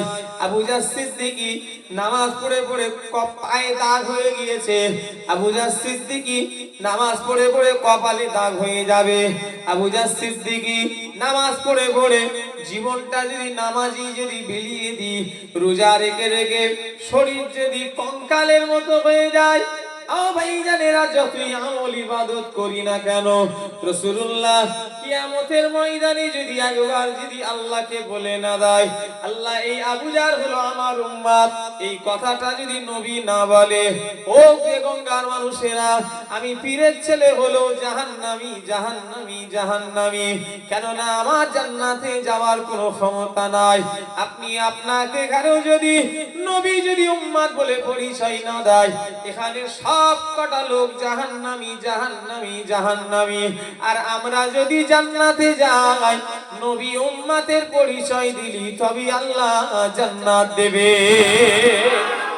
কথা ঠিক বললাম না ভুল বললাম? কত নামাজ পড়ে, আমি কত নামাজ পড়ি। আল্লাহ আল্লাহ আল্লাহর নবী যদি উম্মত বলে পরিচয় না দেয়, জান্নাতে যেতে পারবো তো? রাগ করবেন না। সমাজে কিছু নোংরা মনের মানুষ আছে, নোংরা খারাপ মনের মানুষ, তারা বলে কি জানেন, অত নবী দিবস করে কি লাভ হচ্ছে, নামাজ রোজা করো না। যদি বলতো আবু জার হুজুরকে এনে কি লাভ হচ্ছে, আল্লাহর কসম দুঃখ হতো নি। শুনছেন না আমার কথা? যদি বলতো আবু জার সিদ্দিকীকে আনিস নিস, ওকে এনে কি লাভ হচ্ছে, মোটেও দুঃখ করতো নি। কিন্তু যখন কেউ বলে নাই যে নবী দিবস এসব করে কি হবে, তখন এখানটাই ব্যথা লাগে। কেন? হায় হারে, আমার নবীর মিলাদ হবে, এতে তোমার অসুবিধে? ঠিক বলছি না ভুল বলছি? যদি বলতো যে আমি আবু জার হুজুরকে আনিস নিস, ওকে এনে কি লাভ হচ্ছে, মানা যেত। নবী ছাড়া আছে? কিয়ামতের ময়দানে বাপ তার ছেলের হবে না, ছেলে তার বাপের হবে না, মা তার মেয়ের হবে না, মেয়ে তার মায়ের হবে না, ভাই তার বোনের হবে না, বোন তার ভাইয়ের হবে না, কেউ কাউকে চিনতে পারবে না। ও দেগঙ্গার মানুষেরা, ও পারপাটনা এলাকার ভাইয়েরা, কেউ কাউকে চিনতে পারবে না। ছেলে বাপের কাছে যাবে, বাপ মনে মনে করবে, যদি ছেলে নেকি যদি চেয়ে দেয়, আমার ভাইয়েরা, বাপ ও অস্বীকার করে দেবে। দুনিয়া জমিনে আমার কোনো ছেলে ছিল না, ছিলেও চিনতে পারবে না। যে মা 10 মাস 10 দিন পেটে ধরে রেখেছে, ওই মায়ের কাছে নিয়ে ছেড়ে যাবে। মাও মনে মনে করবে যদি নেকি চাই পরিচয় দিলে মাও তাকে তাড়িয়ে দেবে। যে স্ত্রীর জন্য সব কিছু তুমি জীবনে ত্যাগ করলে, সেই স্ত্রীও তোমাকে চিনতে পারবে না। স্বামী তার স্ত্রীকে চিনবে না, স্ত্রী তার স্বামীকে চিনবে না। যে মা বাপ জন্ম দিল, সেই মা বাপই ছেলেদের ঘরে পরিচয় দিতে চাইবে না। কেন? কি কঠিন দিন ওই দিনটা হয়ে যাবে।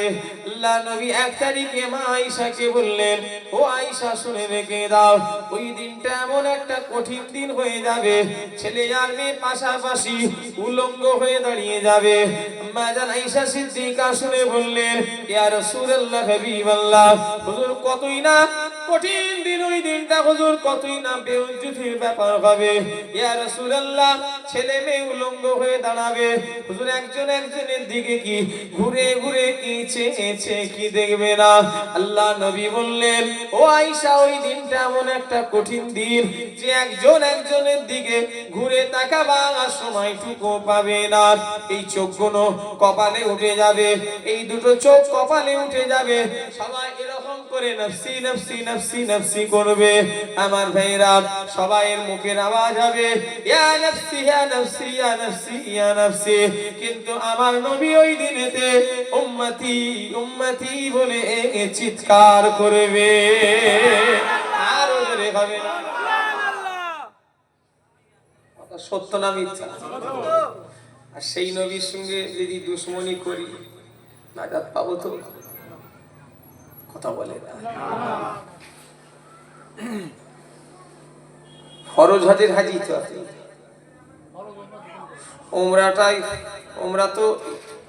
ওমরা তো ফরজ আলাদা, ওমরা আলাদা, আসমান জমিন তফাৎ। ফরজ হজে গিয়েছেন, জিজ্ঞাসা করে হাইসাব নামাজি লোক তো নাকি গো?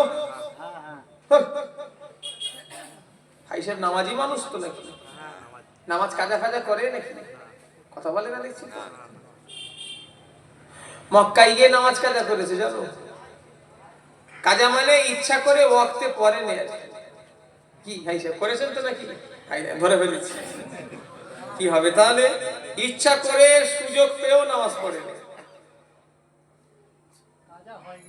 ওই তো মানে ওয়াক্তে পড়েছে না। মুজদালিফায় গিয়ে ঈশা মাগরিব একসাথে পড়েন না, তাহলে আপনি বলছেন পড়েন না মানে কাজা করেছেন তো?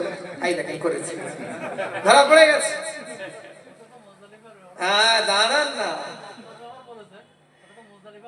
হ্যাঁ দাঁড়ান, ওই তো একই মক্কার আন্ডারই তো। আরাফাত থেকে বেরিয়ে যখন হাজিরা যায়, আল্লাহর আইন দেখে। সারা জীবন অসনেছ নামাজ পড়লে সওয়াব। আজ আমি পীরের ছেলে আবু জাফর সিদ্দিকী যদি বলি নামাজ পড়লে গুনাহ, কাজা করলে সওয়াব, কেউ আমার কথা মেনে নেবে?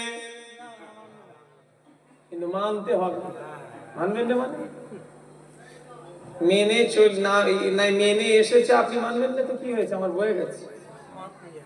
এমনও পৃথিবীতে জায়গা আছে যে ওয়াক্তে নামাজ পড়লে গুনাহ হবে, ওয়াক্তে নামাজ কাজা করলে সওয়াব হবে। জোরে বললেন না সুবহানাল্লাহ? কি বলছো তুমি? নবীর কত দরজা জানো? আল্লাহ নবী আরাফাতের ময়দানে দোয়া চাইতে চাইতে আল্লাহ নবী নামাজ কাজা হয়ে গিয়েছে। আল্লাহ নবী মুনাজাত শেষ করে দেখে নবী আমার নামাজ কাজা হয়ে গিয়েছে। আল্লাহ নবী দুটো হাত তুলে যখন মুনাজাত শেষ করলেন, দেখে নামাজটা কাজা হয়ে গিয়েছে। নবী আমার আবার দুটো হাত তুললেন, আল্লাহ আমি নবী মুহাম্মদ সাল্লাল্লাহু আলাইহি ওয়াসাল্লাম, আমি আপনার দরবারে মুনাজাত করতে করতে আমার নামাজটা কাজা হয়ে গেল। আল্লাহ বললেন, নবী আপনি পেরেশানি হবেন না, আপনি চিন্তা করবেন না, আমি আল্লাহ আপনাকে এতটা ভালোবাসি, আপনার নামাজ কাজা হয়েছে বলে আমি আল্লাহ পাক এই আজকের দিন থেকে এই জায়গায় তামাম দুনিয়ার হাজীদের জন্য নামাজ কাজা করাটাই আমি আল্লাহ নিয়ম করে দিলাম। জোরে বলে, আরো জোরে ভাবে না। নারায়ে তাকবীর।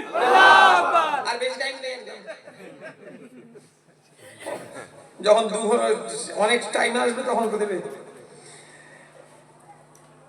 তাহলে এমনও জায়গা আছে যে কাজা করতে হয় নেই, নামাজ পড়লে গুনাহ হয়, তাও আবার ওয়াক্তে।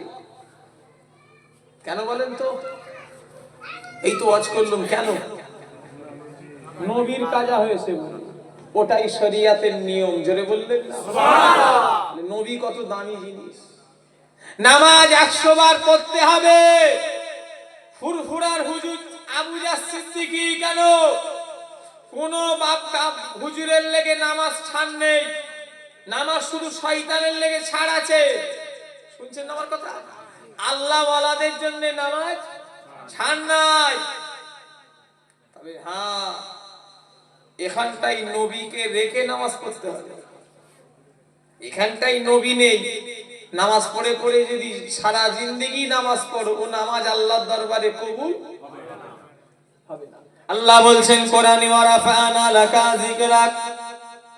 একটা কথা, অনেক মানুষ দেখবেন কিয়াম তো সালাম, নবীকে সালাম করতে চাই না, কিয়াম করতে চাই না। দেখবেন ইয়া নবী সালাম ওয়া আলাইকা, এটা সালাম করি না দাঁড়িয়ে, অনেকজন পড়ে না, তাই তো নাকি? ফতোয়াবাজি করে, দাঁড়ান না। আল্লাহ দেখেন, দেখেন আল্লাহ কিরকম, আল্লাহ কিরকম দেখেন, আল্লাহ পাক কত নবীর পক্ষে দেখেন। যারা নবীকে সালাম দেয় না, কিয়াম করতে চাইনি, নবীকে দাঁড়িয়ে সালাম দিতে চাইনি, আল্লাহ বলছেন শোনো, সালাম তোমাদের নবীকে দিতেই হবে, দাঁড়িয়ে হোক আর বসে হোক। নামাজের ভিতরে আল্লাহ বলছেন দরুদে ইব্রাহিম আমি ঢুকিয়ে দিলাম। জোরে বললেন না? ও বেটা যাবে কথা বলে, যে দাঁড়িয়ে সালাম দিতে চাইনি, ও নামাজ ওকে পড়তে হবে তো নাকি? আর নামাজ পড়তে গেলে ওখানে আল্লাহুম্মা সাল্লি আলা মুহাম্মাদিন কামা সাল্লাইতা আলা ইব্রাহিম ওয়া আলা আলি ইব্রাহিম ইন্নাকা হামিদুম মাজিদ। এই ঠিক না ভুল করে বলে? তাই এইখানে সালাম দেবে না, দেবে না? দিচ্ছে না, দিতেই নেই। তাহলে দেখেছেন, ও এখানে নবীকে সালাম দিচ্ছে, ওটা চুপি চুপি, ওটা জায়েজ, আর আমরা যেটা দিচ্ছি ওটা হারাম। ও নবী উম্মতিরা, মুসলমানের ছেলেরা, সোজাসুজি কথা, বিদায় লব, নেমে যাব, আমার নবীর পক্ষে যাবেন, জান্নাত যাবেন, আর নবীর বিপক্ষে যাবেন, আবু জেহেলের দলে যাবেন, জাহান্নাম যাবেন। কোনটা দরকার? নবীর পক্ষে না বিরুদ্ধে? কারা কারা পক্ষে থাকবেন হাত তোলেন। আল্লাহ এই হাতটা জমা থাকবে, এইভাবে তোলেন, আল্লাহ দেখছে। নারী চলবে, হাত না বান, নবীর পক্ষে থাকেন। খবরদার নবীর বিরুদ্ধে যাবেন না। আল্লাহ আল্লাহ রসুলের বিরুদ্ধে যারা যাবে, যাদের মুখ দিয়ে যারা পরিমাণ নবীর শানে, ওলিদের শানে গুস্তাকি কথাবার্তা পাবো, আমরা তাদের থেকে সরে যাব। বলেন ইনশাআল্লাহ। খবরদার নয়, ঈমান হারা হয়ে যাবে। নবীকে যদি উল্টো পাল্টা বলো, ওলিয়াকে যদি উল্টো পাল্টা বলো, ইনারা একদম কাঁচের মতো। কাঁচ জিনিস যেমন একবার পড়ে গেলে ওকে জোড়া লাগানো যায় না, ওকে যদিও বা জোড়া লাগানো যায়, দাগ জীবনে মুছবে না, যতই কাঁচে জোড়া লাগা। ওই রকম নবীদের ব্যাপারে, ওলিদের ব্যাপারে কোনো কুমন্তব্য করবে না। নবীদের ব্যাপারে কুমন্তব্য যদি কেউ অন্তরেও আনে, ওর ঈমান থাকবে না। নাউজুবিল্লাহ। নবী মানে ছেলে খেলা, যিনি আমাদের ঘরে জান্নাতে নিয়ে যাবে। জোরে বলেন সুবহানাল্লাহ। নামাজ পড়তে পারিনি, পড়ব, বলেন ইনশাআল্লাহ। রোজা রাখতে পারিনি, রাখবো ইনশাআল্লাহ। দাড়ি রাখতে পারিনি, রাখবো। গুনাহ করে ফেলেছি, আল্লাহর কাছে তওবা করে লাগ। তবে নামাজ পড়িনি, রোজা রাখিনি, হজ করিনি, যাকাত দিইনি, দাড়ি রাখিনি, মদ খেয়ে ফেলেছি, সুদ খেয়ে ফেলেছি, এটার নাজাত আছে। খোদার কাছে মাফ চাইলে মাফ হবার একটা রাস্তা আছে। তবে নবীর বিরুদ্ধে গেছো, জীবনে মাফ হবে না। অনেকজন বলে ফুরফুরা ধরে কি করলি তোরা, ফুরফুরা দল ধরে কি করলি? আমরা কত কিছু আমাদের দলের মুরিদানদের ঘরে শিখিয়ে দিই, কিচ্ছু শিখে নে। ফুরফুরা ধরে কিছু হোক আর নাই হোক, মদিনায় গেলে দেখতে পাবে হাজী সাহেব গেছে, তুমি গেছো আর আমিও গেছি। রাসূলুল্লাহর মাজার ফুরফুরার একটা মুরিদ যদি যত বড়ই গুনাহগার হোক, রাসূলুল্লাহর মাজারের দিকে পা করতে পারবে? একটু কথা বলে, চিল্লে বলে। যত বড়ই গুনাহগার হোক, কঠিন নামাজ নাই পড়ুক, দাড়ি নাই থাক, ধরে নিলাম মদখোর, তারপরেও রাসূলুল্লাহর মাজারের দিকে তার পাটা যাবে না, আল্লাহর কাবার দিকে তার পা যাবে না। এটাই হলো দাদা হুজুরের দল ধরে আল্লাহ আমাদের একটাই জিনিস, কিছু মিলাক আর নাই মিলাক, আদব জিনিসটা আল্লাহ আমাদের শিখিয়েছে। জোরে বললেন না? আর ইলমে তাসাউফের কিতাবে লেখা আছে, প্রথম ইলমে তাসাউফের মূল জিনিস হলো আদব। আদবে আউলিয়া বিআদবে শয়তান। যার ভিতরে আদব নাই, আল্লাহর রহমত নাই। যার ভিতরে আদব আছে, আল্লাহর রহমত আছে। হাজী সাহেব তো গেছেন, জিজ্ঞাসা করিলাম রাসূলুল্লাহর মাজারে পা লম্বা করে আছে না নাই? এই জায়গাতে কোরআন শরীফ রেখে পড়ছে না পড়েনি বলেন? দেখেন না, এখানটায় করে এরকম পা লম্বা করে দিয়ে এখানটায় কোরআন রেখে পড়ছে। ফুরফুরার মুরিদ জীবনে করবে? এটাই হলো দাদা হুজুরের দল ধরে। কেউ যদি বলে তোরা কি ফুরফুরা ধরে শিখলি, বলি দেখ ভাই, কিছু শিখি আর নাই শিখি, আদবটা শিখেছি। কথা ঠিক না হুজুরে বলে? আর আদবে আউলিয়া আর বিআদবে শয়তান। শয়তান ছিল বিআদব, আর যারা আল্লাহর দলের লোক হবে তাদের ভিতরে আদব থাকবে। সেই জন্য আমি আমার ভাইদের বলবো, খবরদার, আল্লাহ আমাদের সকলকে যেন আল্লাহ আল্লাহ রসুলের প্রেম মহাব্বত আল্লাহ আমাদের অন্তরে গীতে দেন। বলুন আল্লাহুম্মা আমিন। আর একটা দোয়া চাইবেন, আল্লাহ তোমার নবীর প্রেম যতক্ষণ না অন্তরে পরিপূর্ণ ভাবে গীতবে, তুমি আমাদের মরণ দিওনি। বলুন আল্লাহুম্মা আমিন। কথা বুঝলেন? আল্লাহ আমাদের সকলকে কবুল করেন। আল্লাহ আমাদের সকলকে যেন ইহদিনাস সিরাতাল মুস্তাকিমের পথ চলার তৌফিক দান করেন। বলুন আল্লাহুম্মা আমিন। একবার দরুদ শরীফ। আল্লাহুম্মা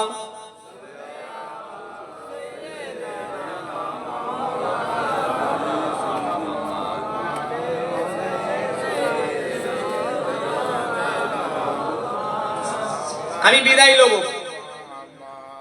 আখিরিজের বিষয়টা বলে দিই। হ্যাঁ, আসো না সোনার ভাই আমার, আমি তাহলে দুটি খেতে পারবো। আর 2-10 মিনিট হোক হুজুর, 2-10 শোনো না, 10 মিনিটটা কিছু ব্যাপার, আপনারা ভালোবাসার জন্য বলছেন, ঠিক আছে। আমিও আর এক জায়গায় না যাওয়া হলে তো আমি কেন বলতে যাব? তো আমি তো এসছি গ্রামে, নাকি দুবার এসছি মনে হয়। একবার ওই সেই বড় মসজিদের সামনে, সেটা মসজিদ আছে কোথায়, সেই বিরাট বড় একটা মসজিদ, সেটাও তো পার না নাকি? বক্সিয়াছি কটা পার না? 7টা সুবর্ণপুর। আর পার না আবার কটা? কেন অত করেছে?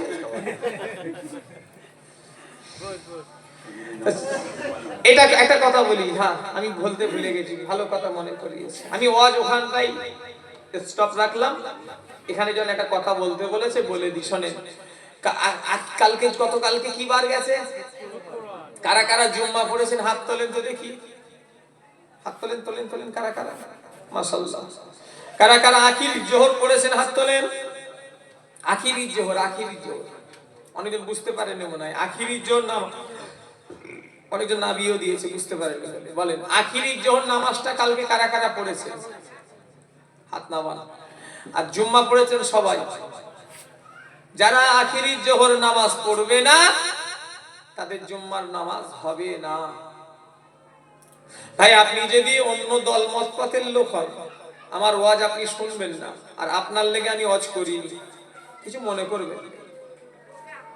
আমি আপনার লেগে ওয়াজ করতে আসিনি আর করবনি। আপনি আমার দাদা হুজুর কি মানেন না, আমি আপনাকে কেন ওয়াজ শোনাতে যাব? কথা ঠিক না বলুন? যারা আমাদের সিলসিলার মানুষ তাদের ঘরে বলছি, আপনাদের জন্য আখিরি জোহর নামাজ পড়তেই হবে।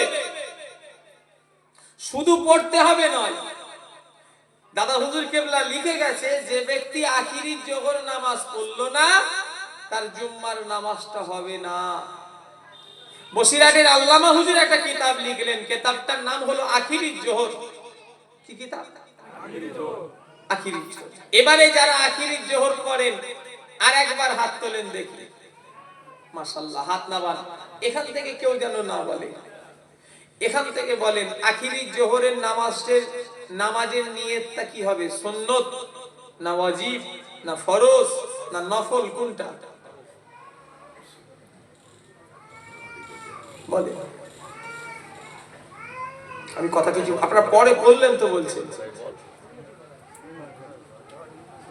কি বলছেন? হাই সাহেব বলেন এবারে। সুন্নত। ইস, আপনি একদিন ভুল পড়ে গেছেন। কি হবে গো? হাই সাহেব ভুল পড়ে গেছে, কি হবে?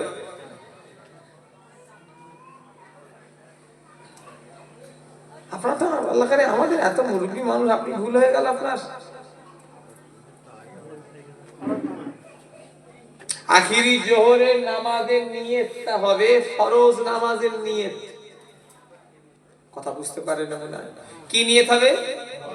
ফরজ নামাজের নিয়ত। আমি বলিনি, আমি কে? ছোটপাড়া মৌলভী।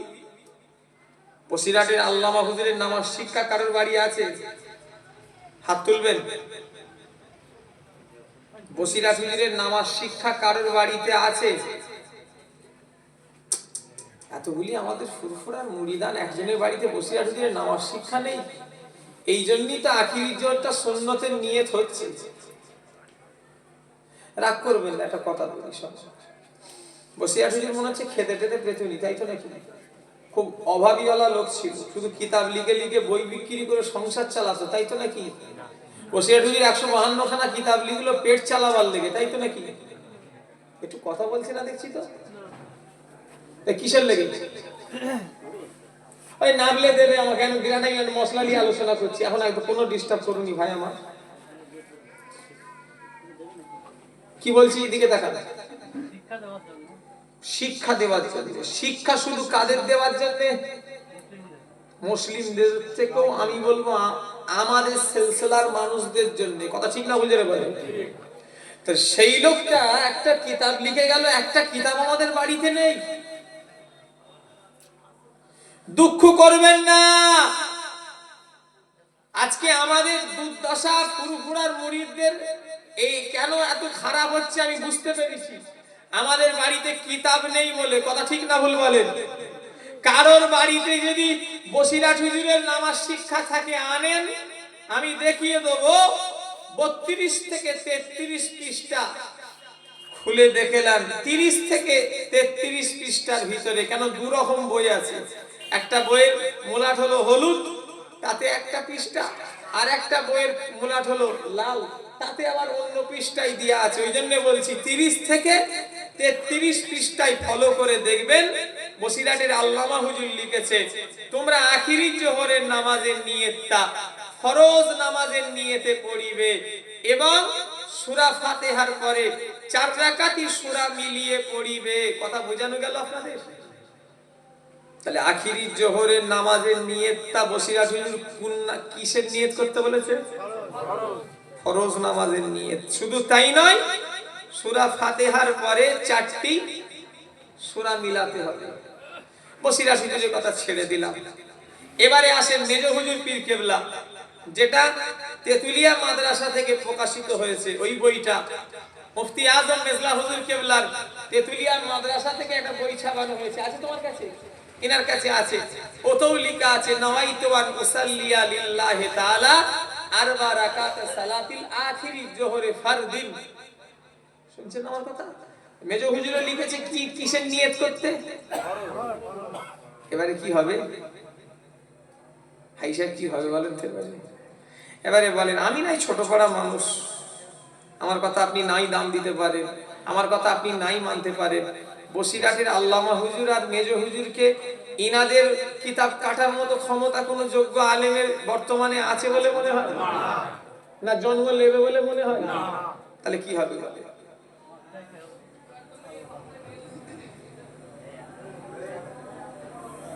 আমার কথা কিছু বুঝতে পারছেন না? আমার কথা ছেড়ে দেন, আমি ছোট পড়া মানুষ, কিন্তু বসিরহাটের আল্লামা হুজুরের কথা বলেন আর মেজ হুজুরের কথা বলেন, ইনারা লিখে গেল ফরজ। কি হবে? আমার কথা ছেড়ে দেন, ছোট পাড়া ক্ষুদ্র পাড়া মৌলবী, কিন্তু ইনাদের কিতাবে তো লেখা আছে। তাহলে আমরা ঠিক না বসিরহাট হুজুর ঠিক? হ্যাঁ, এবারে যদি বলে হুজুর আমরা তো সুন্নত পড়ে ফেলেছি, কি করবো? শোনেন, আল্লাহ পাকের কাছে মাফ চাইবেন যে আল্লাহ আমি না জেনে করে ফেলেছি, আপনি মাফ করে দেন। আমার আল্লাহ তো রহমানুর রহিম, তিনি মাফও করে দেবেন। তবে সামনের সপ্তাহ থেকে ফরজ নামাজের নিয়তে পড়িবেন। আখিরির জোহর নামাজটা কিন্তু ওয়াজিব। শোনেন কথা, বসিরহাট হুজুর লিখেছে আখিরির জোহরের নামাজটা হলো ওয়াজিব, কিন্তু নিয়ত হবে ফরজের নিয়ত হবে। কথা বুঝলেন? আল্লাহ কবুল করেন, আল্লাহ আমাদের মাফ করেন। হ্যাঁ, ইমাম সাহেব কোথায় গেল? চলে গেল কেন? ইমাম সাহেব কোথায় গেল? চলে গেল। ইমাম সাহেব একটুখানি আপনাদের কাছে বলে দেয়নি নাকি? আল্লাহ জানে। মসজিদে তো আলোচনা এমনি আপনারা বসেন নাকি? একটুখানি একটু নামাজ পড়ার আগে চলে যাবি ইমাম সাহেব থাকার আগে, তার কেটা বল। তাহলে বলবে কি করে সে বেচারা? একটু বসবে, ভুল করে বের করে যাবে পেছনে। আলেমদের কাছে বসবেন। অন্য দলমত কি করছে আমাদের দেখে লাভ নেই। আমরা যে আমাদের পীর মুর্শিদরা যেভাবে চলতে বলেছে, একটা কথা তার আগেই বলি, দাদা হুজুর আমার কথা ছাড়েন, দাদা হুজুর কেবলা, 5 হুজুর কেবলা, আল্লামা হুজুর সব আমাকে বিশ্বাস না করলো, ইনাদের কাছে চোখ বন্ধ করে বিশ্বাস করা যায় কি যায় না? তারা যাই হাত তোলে চলবে যে হুজুর আপনাদের ঘরে না বিশ্বাস করলেও কিন্তু আল্লামা হুজুরকে বিশ্বাস করি, দাদা হুজুরকে বিশ্বাস করি, ইনাকে বিশ্বাস করিনি, ওনাকে বিশ্বাস করিনি। তাহলে ওনারা যে রাস্তা দেখিয়ে দিয়ে যাবে, ভুল বলে মনে হয়? আমাদের জন্য ক্ষতির রাস্তা না, আমাদের জন্য সঠিক রাস্তাটাই তো ওনারা দেখিয়েছেন। কেউ যদি আপনাদের ঘরে বলে হ্যাঁ ফরজ না, একটা নামাজে আবার 2টো ফরজ হয় নাকি? এরা আমায় ওয়াজ করাবে, আমি কিন্তু নেবে খাবুনি বলে দিচ্ছি। আমার আর খাওয়ার সময় কোথায়? ছেলেগুলো কমিটি, ছেলেগুলো বদমাইশ তো।